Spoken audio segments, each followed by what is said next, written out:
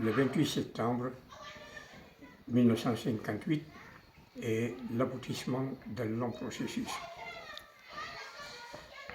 Après les deux premières guerres mondiales, 1914-1918, 1939-1945, la France qui nous a colonisés est sortie affaiblie, vraiment affaiblie de ces deux guerres mondiales. La participation de l'Afrique à la victoire de l'Europe sur l'Allemagne fasciste, donc la victoire de la France contre l'Allemagne fasciste, eh bien, les gens ont tiré beaucoup de leçons. Ils se sont rendus compte pendant la Première ou la Deuxième Guerre mondiale, les Africains, les Noirs, ont connu ce qu'on a appelé une discrimination notoire. À guise d'exemple, les fonctionnaires français et les fonctionnaires indigènes de même rang ne bénéficiaient pas du même traitement salarial.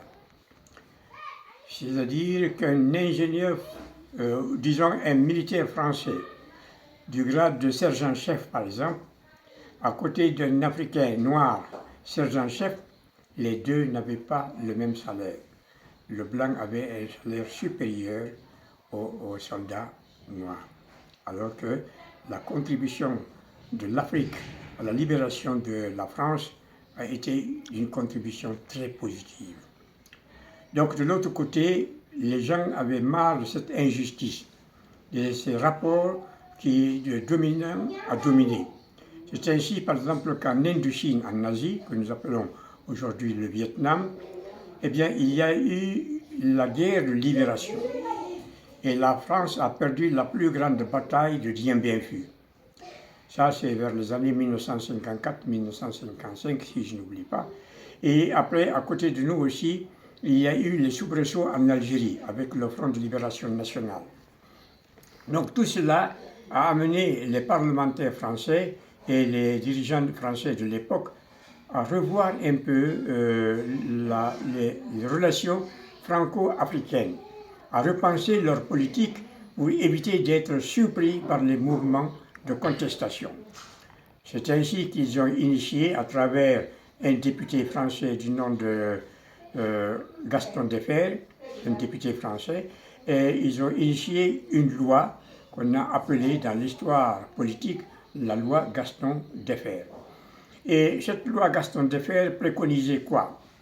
Pour assouplir les souffrances des pays coloniaux, pour réduire un peu le poids de la colonisation sur ces pays, la loi cadre Gaston Defferre était une manière plus souple de garder les relations franco-africaines en donnant un peu plus de liberté, un peu plus de pouvoir aux pays africains. Donc la loi préconisait quoi? Que désormais, dans les relations franco-africaines, le pouvoir allait être partagé. D'un côté, la France allait occuper des fonctions très élevées, telles que la diplomatie, la monnaie, la défense et la sécurité, bon, etc., les affaires étrangères. Donc la France devait gérer ces aspects-là. Mais en matière de développement local ou national, par exemple les routes, les ponts, la construction d'infrastructures scolaires ou sanitaires, tout cela revenait aux Guinéens eux-mêmes ou aux Africains eux-mêmes. Donc le pouvoir était, si vous voulez, partagé. Et pour que cela puisse être, la loi cadre Gaston Defferre a préconisé d'abord qu'il y ait au niveau de chaque colonie de l'Afrique occidentale française et de l'Afrique équatoriale française qu'on organise des élections pour désigner une assemblée territoriale. Pour le cas de la Guinée, l'assemblée territoriale en question devait comporter 60 sièges, c'est-à-dire être meublée par 60 députés. Et à l'époque, il n'y avait pas beaucoup de partis politiques. Les partis politiques qui existaient, c'était le groupe socialiste de Guinée, animé par Bari III, et Ibrahima Bari, dit Bari III, et le bloc africain de Guinée, BAG, allumé par Yawa Doubari, et le groupe PDG, Parti démocratique de Guinée, PDG RDA, de chez Ani, dont le secrétaire général était Sékou Touré. Donc, c'était ces partis-là qui se rivalisaient pour la conquête de l'Assemblée territoriale.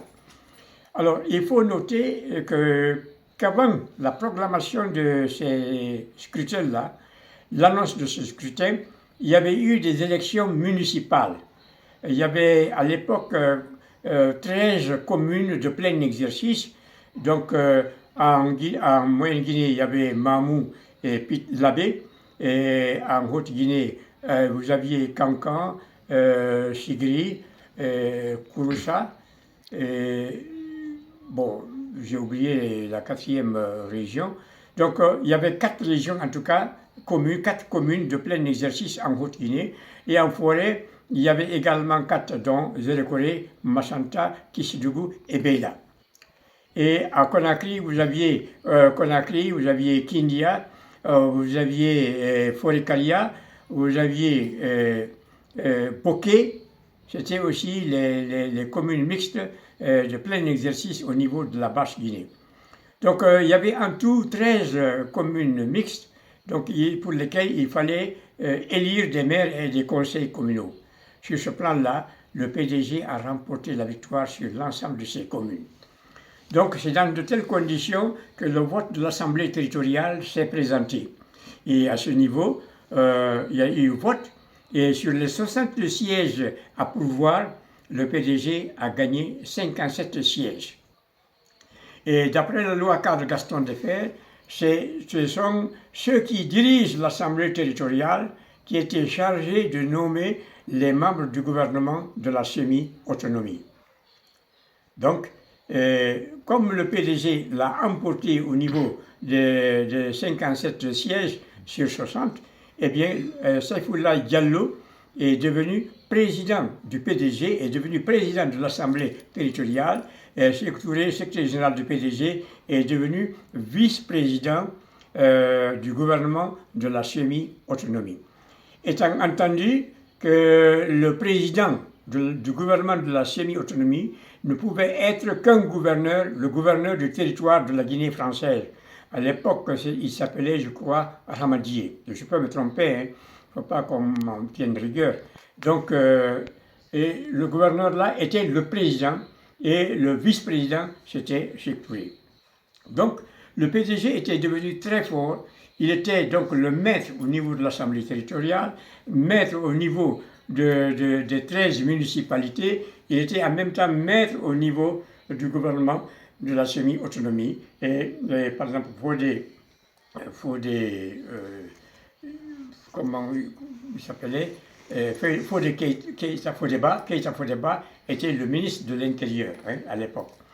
Donc c'est dans de telles conditions que le général de Gaulle, le chef de la résistance française, on dit chef de la résistance française, parce que quand la France a été dominée et partagée par Hitler en 2 parties, le Sud qui était la France libre et Paris occupé par les nazis, c'est le général de Gaulle qui a lancé un appel à partir de Londres pour demander aux gens de se mobiliser et de poursuivre la résistance.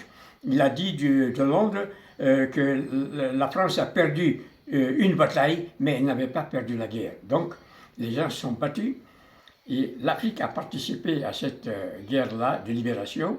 Et c'est ainsi que le chef de la résistance, pour revenir un peu à l'application de la loi cadre Gaston Defferre, ils ont imaginé une formule pour maintenir les relations franco-africaines en parlant de communauté franco-africaine.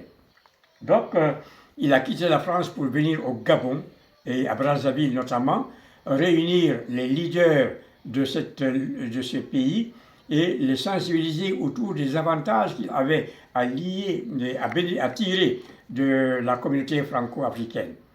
Et en Guinée, le PDG a estimé que cette idée-là, cette innovation du chef de la résistance française ressemblait beaucoup plus à une solidarité entre un cavalier et le cheval. On sait que dans une association entre cavalier et cheval, le cavalier monte toujours sur le cheval et c'est le cavalier qui guide le cheval là où il veut aller et le cheval ne fait qu'obéir. C'est ainsi que cette comparaison faite, ils ont tiré la conclusion qu'il fallait nécessairement opter pour l'indépendance. Donc le général de Gaulle est arrivé à Conakry le 25 août 1958 et il a été vraiment reçu avec pompe. Il y a eu une puissante mobilisation populaire avec un folklore fantastique. Il y avait de la fête, malgré les pancartes qui réclamaient quelque part l'indépendance. Donc c'est dans de telles conditions que le général de Gaulle a été reçu avec les membres de sa délégation. Donc d'entrée de jeu, le président de l'Assemblée territoriale a pris la parole pour souhaiter la bienvenue au chef de la résistance, faire les éloges du général de Gaulle pour sa noblesse et sa volonté, sa dignité et son bon vouloir de conduire la France en tant que nation libre. Donc de la même manière qu'il aime la France, et on estime que de la même manière aussi, il va aimer les pays africains, vouloir de leur liberté et de leur développement. Donc, pour terminer son allocution, il a dit qu'il allait passer la parole donc, au vice-président du gouvernement de la semi-autonomie, qui allait dire maintenant au général de Gaulle la pensée guinéenne par rapport au référendum du 28 septembre 1958, parce que la loi cadre, le projet de communauté disait que ceux qui veulent garder la communauté franco-africaine n'avaient qu'à voter le 28 septembre non, plutôt oui à la proposition qu'il aurait faite, et dans ce cas, il restait dans la coopération avec la France. Mais ceux qui voulaient de l'indépendance, ils n'avaient qu'à voter non. Et dans ces conditions-là, eh bien, ils pouvaient avoir leur indépendance. C'est dans cet esprit-là que Sékou Touré a été, après Sékou Laye, a été le second à prendre la parole pour dire succinctement qu'en Guinée, nous avons un premier et indispensable besoin. C'est celui de notre dignité. Or, il n'y a pas de dignité sans liberté. C'est pourquoi nous préférons la liberté dans la pauvreté à la richesse dans l'esclavage. Donc voilà des propos incendiaires qui ont vraiment choqué le général de Gaulle, et au point que quand celui-ci s'était levé, il était d'abord choqué, énervé, et cela se lisait sur son ton. Et il a dit, on a parlé d'indépendance, et je dis ici plus haut qu'ailleurs que l'indépendance est à la disposition de la Guinée. Elle peut la prendre le 28 septembre 1958 en disant non à la proposition qui lui est faite, et dans ce cas, je garantis que la métropole n'y fera pas obstacle. La métropole, entendez la France. Ainsi, votre pays pourra, comme il le voudra, dans les conditions qu'il voudra, suivre la route qu'il voudra. Elle en tirera bien sûr des conséquences, mais d'obstacles, elle n'en fera pas. Donc, c'est dans de telles conditions qu'il y a eu la séparation. Et après le départ du général de Gaulle, il s'est suivi une conférence territoriale qui a rassemblé à Conakry, je crois, tous les leaders de Guinée. Avec les partis politiques, ils ont discuté ensemble, ils ont dit qu'il fallait voter non au référendum du 28 septembre. Pourquoi? Parce que l'expérience a montré que beaucoup de pays, pour se libérer de la domination étrangère, étaient obligés de prendre les armes, de se battre les armes à la main pour conquérir leur souveraineté. Donc si la chance aujourd'hui est offerte à la Guinée d'obtenir son indépendance en prenant un bulletin et poser le bulletin non dans l'urne et obtenir l'indépendance, il ne fallait pas rater cette opportunité. Et c'est pour cette raison, les partis politiques d'alors opposés à Sékou Touré, tels que le BAG et le bloc, le PRA et le groupe socialiste de Guinée de Bali 3, ils ont décidé de rallier le PDG, d'appuyer le PDG et qu'ensemble voter non au référendum du 28 septembre. Et cette adhésion aux idéaux du PDG, c'était pour préserver l'unité nationale et renforcer la solidarité nationale par rapport au référendum du 28 septembre 1958. Donc, à partir de cette conférence territoriale, puisque la décision guinéenne était de voter non, eh bien, ils se sont organisés pour faire une campagne. pour les journées du 25, 26, 27 septembre 1958 ont été consacrées à une sortie en masse des leaders pour faire la campagne sensibiliser les populations. C'est ainsi, par exemple, ils sont allés dans les marchés forains, dans les marchés hebdomadaires, à rassembler les gens, parler. Ils ont invité les gens dans les salles de cinéma, faire des conférences, expliquer l'importance de l'enjeu du 28 septembre 1958. Et les étudiants étaient mis à contribution dans cette campagne de sensibilisation-là. Mais il faut avouer également que ça n'a pas été facile, parce qu'il y avait des opposants à l'indépendance nationale. Quels étaient d'abord les opposants à l'indépendance nationale? Prenons la masse analphabète du pays.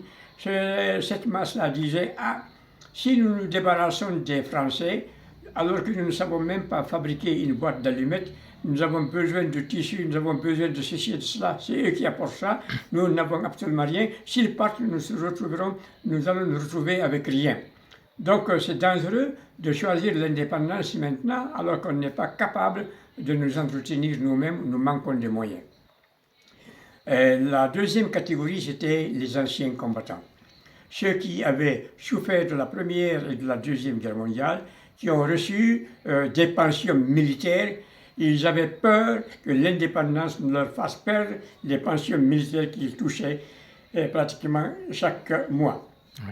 Et ce qui a facilité également le pouvoir du PDG, c'est qu'avant le scrutin du 28 septembre, les commandants du cercle et les responsables du gouvernement de la semi-autonomie avec l'Assemblée territoriale, ils s'étaient retrouvés à Conakry pour voir un peu étudier la possibilité de maintenir la chefferie traditionnelle ou l'opportunité de se débarrasser de la chefferie traditionnelle. Donc l'analyse faite à ce niveau, les commandants blancs ont dit que les chefs indigènes s'interposaient entre la population et eux, donc ils cessaient d'être utiles pour la France. Et le PDG également disait que les chefs traditionnels perpétuaient l'exploitation de l'homme par l'homme, contraire aux idéaux du Parti démocratique de Guinée. Donc la conclusion a été de supprimer la chefferie traditionnelle. Donc le vote du 28 septembre est intervenu lorsque le PDG était à l'Assemblée territoriale, le PDG était au gouvernement de la semi-autonomie, le PDG était au niveau de 13 communes de plein exercice.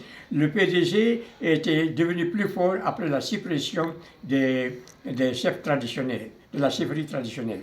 Donc les chefs traditionnels aussi destitués, eux et leurs familles, n'étaient pas contents, voyaient d'un mauvais œil, si vous voulez, l'avènement d'une Guinée indépendante. Donc sur cela, se sont coalisés un peu contre les propagandistes en faveur du non. Mais le pouvoir étant très sensible, observateur et sociologue si vous voulez, le pouvoir a décidé de sensibiliser d'abord les uns et les autres. Pour dire aux militaires, n'ayez aucune inquiétude, vos pensions militaires, la Guinée va traiter avec la France, vous allez recevoir vos pensions militaires, rien ne sera diminué au niveau de vos pensions, soyez-en rassurés, il y a une garantie pour cela. Et aux chefs de canton, on dit non, si nous prenons le pouvoir, ce sont les mauvais chefs de canton qu'on va écarter, mais les bons, on va les conserver. Donc, ceux-là également ont espéré, et il y a eu des promesses de développement, de changement. Parce qu'on a dit que la Guinée était en train de se développer, mais avec l'intervention de la colonisation à partir de 1898, toutes nos initiatives de développement ont été bloquées pour faire face à l'administration coloniale. Donc les uns et les autres étaient rassurés. C'est dans de telles conditions que le 28 septembre 1958, c'était un lundi. Donc les gens sont allés aux urnes, eh bien le vote a eu lieu. Les résultats, le non a dominé largement le vote. C'est-à-dire qu'au niveau des 8 colonies de l'Afrique occidentale française et de l'Afrique équatoriale française, seule la Guinée a voté non au référendum du 28 septembre, donc a réclamé son indépendance. Et je ne peux pas vous dire combien étaient inscrits au niveau du vote, combien ont voté, combien il y a eu d'abstentions, combien il y a eu de votants, combien de bulletins nuls. Non, je n'ai pas ces données-là, sauf en faisant des recherches. Mais ce que je retiens, c'est qu'au niveau du vote, plus de 90% de ceux qui ont voté en faveur du non. Et c'est pour cette raison, dès que la Guinée a voté non, ce non-là a été validé par la France et ils ont réagi immédiatement en retirant tous les fonctionnaires français et les techniciens français. Ils ont pris tout le monde, ils sont partis. Et à l'époque, général Lansana Diané qui était à l'abbé, quand il y a eu le vote non, dominant du non, eh bien les Français qui étaient à l'abbé, ils ont ramassé les archives, ils ont voulu détruire tout ce qu'ils avaient construit, et décoiffer les bâtiments, et faire sauter à la dynamite ce qu'ils peuvent sauter à la dynamite. Et immédiatement, le général Lansana Diané est arrivé pour dire attention, vous ne détruisez rien, tout ce que vous avez laissé là, la Guinée va racheter tout cela, vous serez remboursé, vous ne perdrez rien, mais ne touchez à rien. C'est ainsi que les bâtiments administratifs du type colonial que vous voyez, par exemple les PTT, la préfecture et d'autres bâtiments avec des ardoises, c'est des signes de la colonisation. Et ces bâtiments-là ont été conservés grâce à cette intervention. Donc, la Guinée a été proclamée indépendante par l'Assemblée territoriale le 2 octobre 1958 et on a été admis aux Nations Unies comme 82e membre. Nous avions donc notre drapeau, le rouge et le vert, nous avions notre hymne national, la liberté, nous avons notre devise, travail, justice, solidarité, et c'est dans de telles conditions que nous avons évolué. Au niveau mondial, dans la carte mondiale, géopolitique mondiale, donc tous ceux qui étaient avec la France ont boudé la Guinée, et les pays socialistes et communistes, et certains pays arabes, et certains pays africains, tels que le Ghana, ont supporté, si vous voulez, la Guinée. Et c'est ainsi que nous avons évolué jusqu'au niveau du 3 avril 1984, et vous connaissez la suite.